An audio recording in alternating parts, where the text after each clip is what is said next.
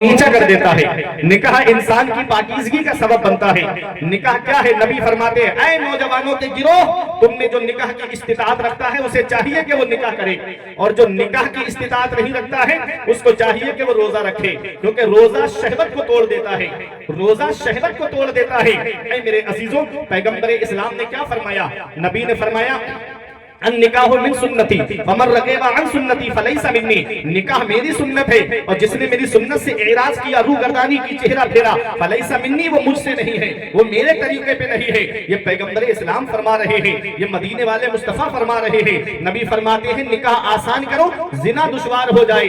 آج نکاح مہنگا ہوتا جا رہا ہے، آج نکاح اتنا مہنگا ہوتا جا رہا ہے کہ گھروں کے اندر اگر کسی کی 3-4 بیٹیاں ہیں، اس غریب کو رات میں نیند نہیں آتی ہے، آنکھوں سے آنسو نکلتے ہیں، رات میں اٹھ کر کے بوڑھا روتا ہے، کہاں سے بچیوں کے لیے اتنا سامان اکھٹا کروں، کہاں سے اتنا جہیز لے کر کے آؤں، کہاں سے منگنی کے لیے پیسہ جمع کروں، کہاں سے دکنور کے نام پہ پیسہ جمع کروں۔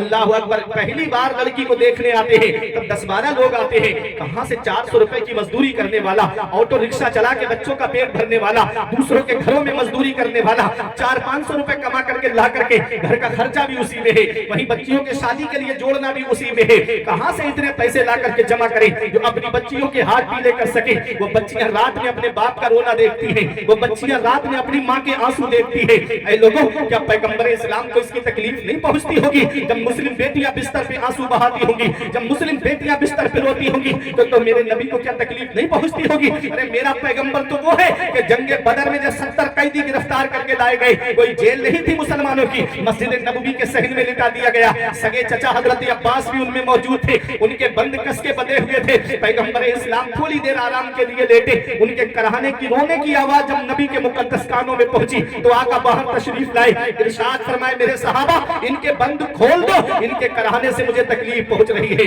ان کے کراہنے سے مجھے تکلیف پہنچ رہی ہے۔ اللہ اکبر، وہ میرا پیغمبر جو کافروں کا رونا نہ دیکھے، وہ میرا پیغمبر جو کافروں کا کراہنا نہ دیکھے۔ ذرا دیکھو وہ پیغمبر، مدینے والے مصطفیٰ کی ذرا شان تو دیکھیے۔ آج اگر ہمارے اوپر کوئی ظلم کر دے ہم اس سے بدلہ لیتے ہیں، آج ہمیں کوئی گالی دے دے ہم اس سے بدلہ لینے کی کوشش کرتے ہیں، آج ہمیں کوئی ستائے تو ہم اس سے بدلہ لینے کی کوشش کرتے ہیں، اور اتفاق سے اگر وہ پاور بھی آ جائے تب تو چن چن کے ان لوگوں کو تلاش کرتا ہے جس نے اس کو ستایا ہے، جس نے اس پر ظلم کیا ہے۔ قربان جاؤ اپنے نبی کی عظمت پر، قربان جاؤ مدینے والے مصطفیٰ کی شان پر، قربان جاؤ اپنے نبی کے مقام کو تبلیغ کرنے کے لیے جب آقا طائف کے میدان میں گئے تو نبی پہ پتھروں کی بارش ہو رہی ہے، چاروں طرف سے پتھر آ رہے ہیں۔ اے لوگوں، اس طرح سے پتھر آئے کہ روایتوں میں ملتا ہے کہ نبی کریم ایک پائے مبارک اٹھاتے تو پتھر دوسرے پائے مبارک پہ آ کر کے لگتا، جب اس پائے مبارک کو رکھتے تو پتھر دوسرے پائے مبارک پہ آ کر کے لگتا۔ آپ کی نالین شریف خون سے بھر گئی۔ میرے آقا ان پتھروں سے بچتے ہوئے ایک انگور کے باغ کے اندر چلے گئے، وہاں پر میرے آقا نے تھوڑی دیر چین کی سانس لی۔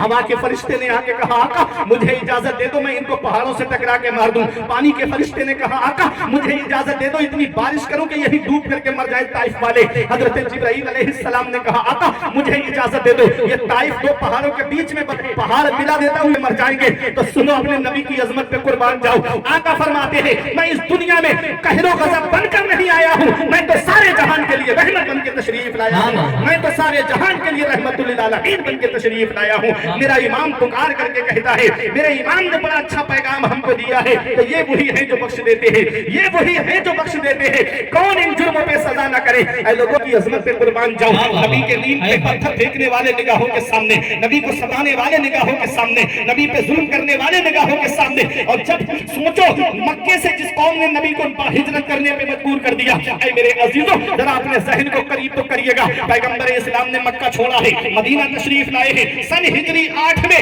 جب نبی نے مکے کو فتح کیا ہے تو سب نگاہوں کے سامنے کھڑے تھے۔ پیغمبر اسلام کی شان دیکھو، حضرت سیف اللہ خالد بن ولید نے کہا الیوم یوم الملحمہ، آج کا دن بدلہ لینے کا دن ہے، آج کا دن خونریزی کرنے کا دن ہے، آج کا دن تو سراج چنچو کا دن ہے۔ نبی نے فرمایا اے سیف اللہ خالد بن ولید یہ نہ کہو کہ الیوم یوم الملحمہ آج کا دن بدلہ لینے کا دن ہے، بلکہ یہ کہو الیوم یوم المرحمہ آج کا دن رحم کرنے کا دن ہے، آج کا دن تو معاف کرنے کا دن ہے۔ نبی فرماتے ہیں جو ابو سفیان کے گھر میں چلا جائے اسے امان ہے، جو حرم کعبہ میں چلا جائے اس کے لیے امان ہے، جو گھر کے دروازے بند کر لے اس کے لیے امان ہے۔ دیکھو جس نے نبی کریم صلی اللہ علیہ وسلم کے سامنے وہ بھی ہے جنہوں نے نبی پہ ظلم کیا، جنہوں نے میرے پیغمبر کو ستایا، نبی نے سب کو معاف فرما دیا۔